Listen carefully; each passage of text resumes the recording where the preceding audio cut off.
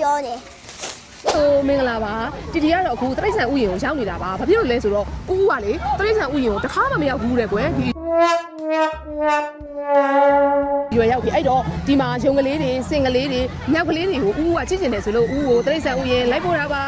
အလကားပြောတာပါတကယ်တော့မဟုတ်ပါဘူးကိုနဲ့မမရဲ့ចောင်းပိတ်ရက်မှာဒီနေ့ကနောက်ဆုံးចောင်းပိတ်ရက်ပေါ့နော်မနေ့ပြန်ဆိုရင်ကိုနဲ့မမကចောင်းဖွင့်ပြီးအခုဆိုရင်နေကင်း2 နာရီရှိပြီဒါပေမဲ့သူတို့ကိုចောင်းမဖွင့်ခင်မှာတရိတ်ဆန်ဥယျာဉ်ကိုလိုက်ပို့မယ်လို့ပြောထားတဲ့အတွက်တီတီကညောင်းဝင်ရှိတယ်ညောင်းဝင်ကိုကြည့်ချင်လို့တယ်ဒါနဲ့တီတီကကိုနဲ့မမကိုတရိတ်ဆန်ဥယျာဉ်ကိုလိုက်ပို့တာပါကဲတီတီတို့တွေတူတူအကောင့်လေးတွေကိုသွားကြည့်ကြမယ်နော်ကိုမေဘာကလေးကိုပြီးတော့ရေးကြည့်ကြမယ်ရှင်မင်းတို့ကြည့်မယ်ဟေးဒီဘဝတင်မရှာကြည့်ပါဆိုတော့နီးတယ်ချွေးတွေပါပြန်ပြီးတော့ကဲခဏတည်းလဲစီးပြီးသွားပြီဆိုတော့တီတီတို့ရဲ့ခရီးစဉ်ကတော့စပါပြီ let's go ပြင်းပြင်းတနင်္ဂနွေနေ့လေးအဖြစ်နဲ့လည်းဆိုရင်လည်းចောင်းပွင့်တော့မယ်ဆိုတော့လေတရိတ်ဆန်ရုံမှာညနေဆောင်နေပြီဆိုပေမဲ့လူတွေကတော့အများကြီးပါပဲကိုနဲ့မမကတော့ရင်မြင်းပမာလဲဆိုပြီးလိုက်ချောင်းနေကြတယ်ဒီကလေးတော့ရေးစိတ်မြလားကိုမဖျားလေကြီးရှင်လေမကြည့်ဘူးဖြန်နေရနန်းတယ်ငါကိုကလည်းမနာပါဘူးလားကြီးစောနန်းတယ်အခုတည်းကနန်းနေတွေ့လားမနာပါဘူးအဲ့ဒါဟိုးဝေးပါမအဲ့ဒီရဖျားလေရောပဲအဲ့ဒီကလည်းအစားကြီးပြောအဲ့ပြော်သွားပြီမမတော့ငါးစာလေးတွေကျွေးပါမယ်ကိုရဲ့မမရဲ့တယောက်တစ်ခုယူလိုက်လေသမီးဒီမှာနှစ်ပါးပဲကြံတော့ရှိတဲ့ငါးလေးတွေကိုအစာကျွေးမယ်ဟုတ်တယ်အဝေးရောက်ကျွေးမယ်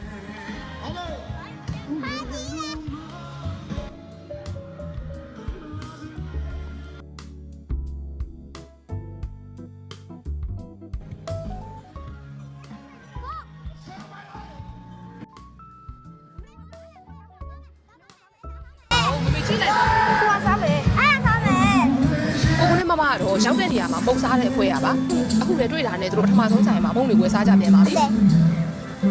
ဟုတ်တော့ရ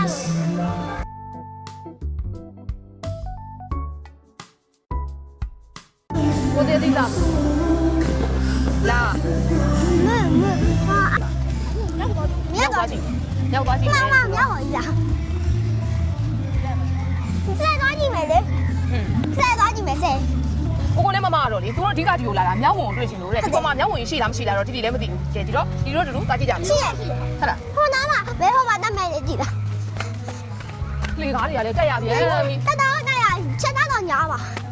လေကားကကြတော့ဟိုဘက်ဒီဘက်နှစ်ခုဖြစ်နေတယ်ဒီဘက်ကတက်ကြမီစီမီနီဟာဒီဘောဒီပါလန်ကိုရွေးပါစို့ဟာဒီဘက်လားဒီဘက်ကတက်မလားဒီဘက်ကိုကြာလာဆိုတော့ဒီဘက်ကတက်မယ်အားဟာလေအဲ့လိုမျိုးလဲနည်းနည်းရွှေ့ရတယ်ဟုတ်တယ်အဲ့လိုမျိုးလဲနည်းနည်းရွှေ့လို့ရတယ်ရဲဟိုမှာရပြီတူတူသွားကြည့်မယ်ဒီဘက်တော့ဟမဟုတ်အမလားဒီဟာရှိတယ်မရှိဘူးဟိုဘက်မှာလာကြည့်သွားကြည့်ရောပဲ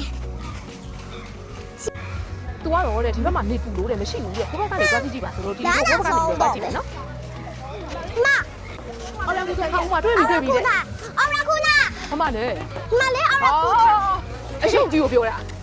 တွေ့ပြီဆိုတော့ပြေးတာမကြည့်ဘူးအရှုပ်ကြီးကိုပြောတယ်ဒီဘက်မှာရှိတာမဟုတ်ထွက်လာပြီထွက်လာပြီထွက်လာပြီမင်းတခြားနာကကြားလို့ပြောပဲအေးဟိုမှာနှက်ကောင်းတာဘာလို့စားနေရလဲမသိဘူးမှာဟုတ်တယ်ဟောဘာလို့စားနေရကျိုးလွယ်ပြီးစီးနေတာဟိုဝါရွက်ကြီးပိုက်နေတာတဲ့မမဟိုမှာများလဲကြောင်ညောင်လွဲကြော်ဘယ်နှကောင်ရှိတယ်၄ကောင်တော့ရှိတယ်ဟိုအပေါ်တက်နေတာဟုတ်တယ်ကောက်တက်နေရအောက်ဆင်းခဲ့ဦးလေအစာကျွေးဖို့အတွက်အစာသွားယူနေတော့မှာတော့တီဗီတို့တွေခဏလောက်ထိုင်ပြီးတော့နားလိုက်အောင်မယ်နေရလည်းပူတယ်နေရလည်းနည်းနည်းပူတယ်ဒီနေ့ထီးရမပါလားဟေးဟုတ်တယ်လာပြီသွားမယ်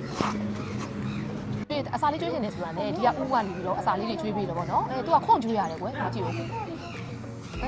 စပစ်ကြီးတွေစားနေတာဘာပင်ကြီးငါပြောသေးလဲပါတယ်သူကဆက်လက်ရွက်လေးပါတယ်ဒါရဲ့သမီးလေးတွေ့လားတွေ့တွေ့နော်ငါသူ့ကိုခွန့်ကျွေးရတယ်ဟုတ်တယ်ငါကလေးလေးရှာတာပဲဟိုမှာလေအုပ်ထုံးနေသူမျိုးပဲငါဖျက်ကြည့်ရတယ်ငါလူမျိုးပဲဖျက်ကြည့်ကြိုက်တယ်ငါလာဖျက်ကြည့်ကိုရအောင်ကြတာဟဲ့မုန်းနေစားပြီးနေခဲ့နော်တတနောက်တစ်ခါလာငါတင်အများကြီးယူခဲ့မယ်နော်အေးမမလှမ်းစီလေဖျက်သီးစားအောင်လေမဖျက်သီးစားနေကိုမဖျက်သီးစားနေပြောသီးစားမယ်ပြောသီးစားမယ်မမတမလေးရေဖို့တော့ကစောရလေးဝယ်လာအောင်မယ်မအဝတ်တော့တမ ကြတာစားမလားမစားလားမမလည်းမကြည့်ဘူးကားကြွေးစီတာပဲဟုတ်မှာပေါ့နော်ရောနှခုယူတာဘီအာဒီမမတမန်ကြီးအများကြီးပါတမန်တင်းတင်းလေးလည်းချက်ဘီ သမင်လေးတွေကကစိုးမြတ်ကြိုက်တယ် ဟုတ်တယ်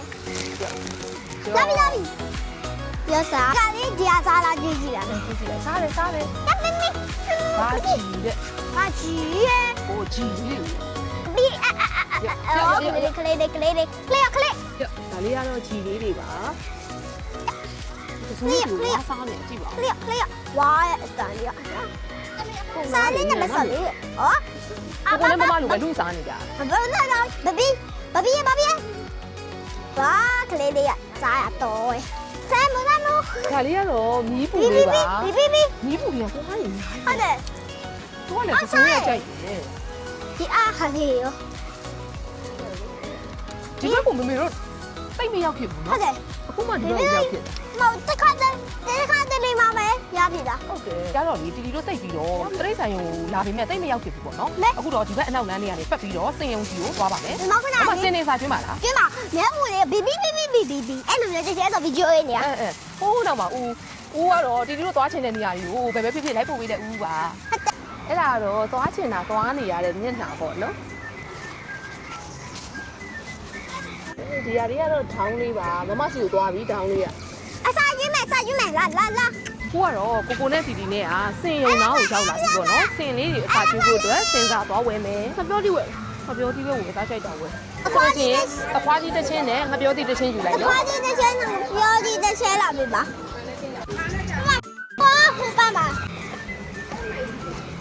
ကိုနဲ့မမလည်းစင်ကိုကတော့မကြွေရဘူးမှတ်မောင်းရလို့ရှိရင်သူကကြောက်ကလည်းကြောက် ရှာပြီ ပြီ ရအောင် နာမောင်းရလို့ရှိရင်ထည့်ပေးလိုက်လေ အားချောင်း ဒီဘက်မှာရှိတဲ့စင်ကြီးတွေကိုလည်းသွားကျွေးလိုက်အောင်မယ်နော်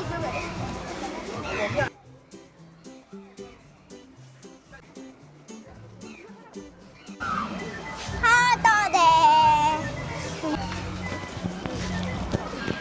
ပါခွန်းနဲ့စနေတယ်ကိုကဆိုင်နေကလူနေကြရဲ့ဘယ်ဟော တော်ရလား မကပါပြီ စင်လေးတွေကဖရဲသီးလည်းကြိုက်တယ်ငါပြောသီးလည်းကြိုက်တယ်ပခွားသီးတွေလည်းကြိုက်တယ်ငါပြောသီးဆိုရင်လည်းလေသူတို့ကအခွန်ခွာပြီးတော့မှစားတာ ဟုတ်တယ်တဲ့အဲ့မမောသွားရွေးလာအောင်မယ်မကားစီလာအောင်မယ်ဟုတ်ပါကားလေးဘာကားစီရမလဲသားကြီးကို ကားချင်းတူတူစီးဖို့အတွက်ကားကလည်းသူကရွှေးတာ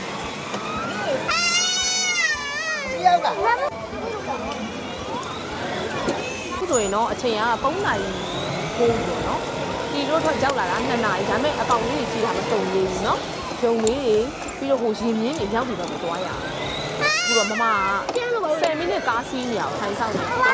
ကျန်းနေပါလေဟုတ်တယ်မကြည့်ရဘူးအဲ့ဘက်ကိုဆက်သွားကြတယ်နော် မကူရကြီးလေဝယ်စားလာအောင်မယ်ကြီးစမ်းပါပါ တီတီတို့တွေမြောက်လုံဘက်ကိုရောက်လာတဲ့အခါမှာတော့မိုးပွားလေးကြာပြီးတော့မိုးကနည်းနည်းချွာလာပြီပေါ့နော်အဲ့တော့တနေရာမှာခဏနားမလားဆက်သွားရမလားဘယ်လိုလုပ်မလဲ တကူရကြီး ဒါမိုးမရွာခင်ပြီးတော့နည်းနည်းဆက်သွားလိုက်ရင် ညညလေးပြေးသွားလာမယ် မိုးကချွာလာပြီဆိုတော့မြောက်တီကိုအောက်မစင်းတော့ဘူးအပေါ်ကနေပဲဆန်းကြည့်လိုက်တော့မယ်ဆန်းကြည့်ပြီးပြောသေးဆန်းကြွေးလိုက်မယ် အော်မရဘူးကွာ ဩ ကွာပြီးတော့ညစားရကြည့်လား မမပြစ်လိုက်တဲ့ငပြောသေးကိုအခွန်ခွာပြီးတော့စားနေ မပြေးလာတာမဟုတ်ကို ဟုတ်လား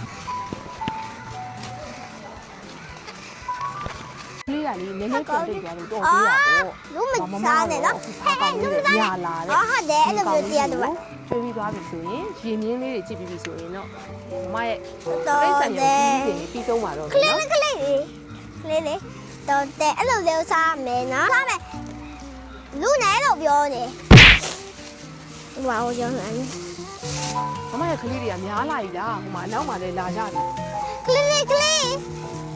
ကိုဒီဘက်ကောင်ပြုစုထားလားဒီဘက်မှာကိုဒီဘက်ကောင်တို့ပြထားလားတော်အဲ့လိုမျိုး ဦးနဲ့တီတီကတော့ခြေထောက်တွေလည်းညောင်းသွားပြီးမိုးရွာမှာသူတို့ခြိပြီးလည်းသွားခဲ့ရတယ် ဒီသားမရနေ မမမညောင်းသေးဘူးလားမမေတို့ပပတို့ကတော့ညောင်းနေပြီကိုကညောင်းနေပြီလားကိုမညောင်းသေးဘူးမမကြီးပြောလား ပြောရဲ ပြောတယ်ဒီနေ့ကတော့မမတို့အကြောင်း